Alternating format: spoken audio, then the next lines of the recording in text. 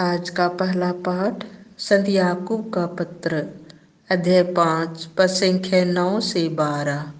देखिए, न्यायकर्ता द्वार पर खड़े हैं। भाइयों, एक दूसरे की शिकायत नहीं कीजिए, जिससे आप पर दोष ना लगाया जाए। देखिए, न्यायकर्ता द्वार पर खड़े हैं। भाइयों, जो नबी प्रभु के नाम पर बोले हैं, उन्हें सही सुनता तथा धार्या का अपना आदर्श समझ लीजिए। हम उन्हें धन्य समझते हैं जो दृढ़ बने रहें।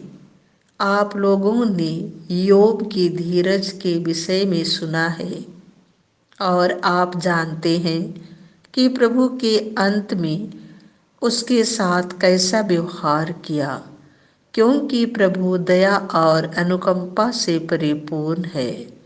मेरे भाइयों, सबसे बड़ी बात यह है कि आप शपथ नहीं खाएं, ना तो स्वर्ग की, ना पृथ्वी की और न किसी अन्य वस्तु की।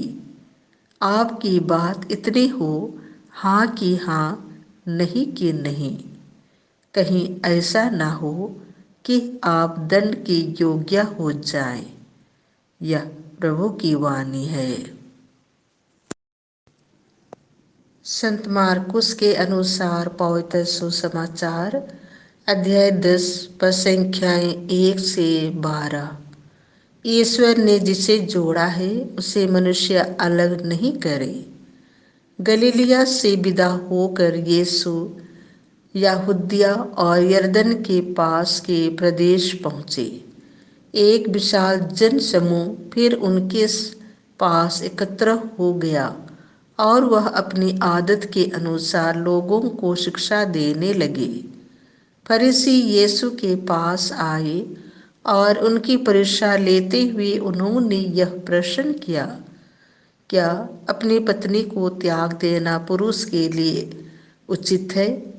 यीशु ने उन्हें उत्तर दिया, मूसा ने तुम्हें क्या आदेश दिया है?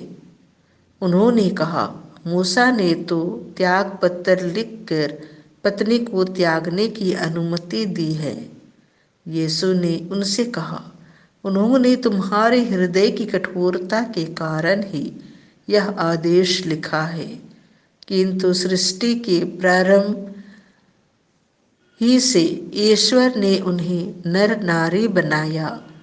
इस कारण पुरुष अपने माता पिता को छोड़ेगा और दोनों एक शरीर हो जाएंगे। इस तरह अब वे दो नहीं बल्कि एक शरीर हैं। इसीलिए जिसे ईश्वर ने जोड़ा है उसे मनुष्य अलग नहीं करे। शिष्यों ने घर पहुंचकर इस संबंध में यीशु से फिर प्रश्न किया और उन्होंने यह उत्तर दिया, जो अपनी पत्नी को त्याग देता और किसी दूसरी स्त्री से विवाह करता है, वह पहले के विरुद्ध व्यभिचार करता है। और यदि पत्नी अपने पति को त्याग देती और किसी दूसरे पुरुष से विवाह करती है तो वह व्यभिचार करती है। यह प्रभु का सुसमाचार है।